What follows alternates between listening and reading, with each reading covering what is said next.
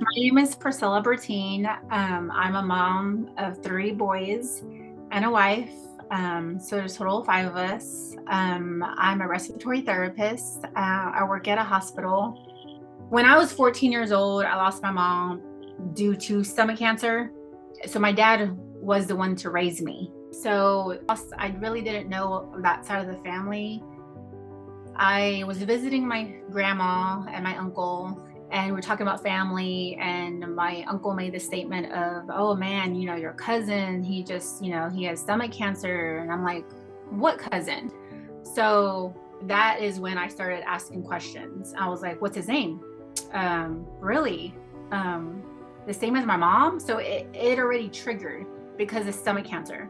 A second cousin reached out to me and said, Mija, you have to know about this.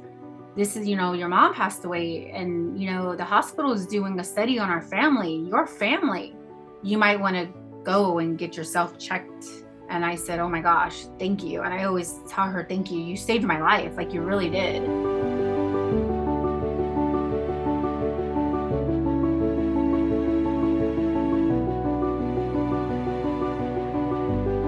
Got in. It's just a simple blood test. And I waited a whole month, got my results in. My cousin went with me, and she was my support.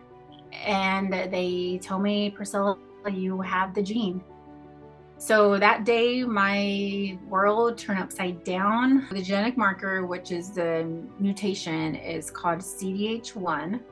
From there on out, I started getting the calls from oncology, GI specialists, I felt like all these doctors, all these people were coming at me. It was just very overwhelming. It was so neat when I met with the genetic counselor. She was able to pull up like a family tree. Oh my gosh, this is crazy. There were so many people that were behind me, like so many cousins that we lost. It even went back to maybe my grandpa's dad. I think they might have even had it. The doctor said, okay, Priscilla, this is an 80% chance of you getting stomach cancer and a 60% chance for breast cancer.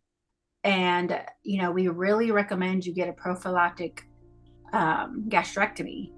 It's like, okay, it's a no-brainer. I'm going to do this. So I went ahead, got my stomach removed March 1st of 2019. That whole year out was the worst, awful experience ever in my life. I came out with a feeding tube. I was on the feeding tube for 4 to 5 months. Constant, and I mean constant nausea.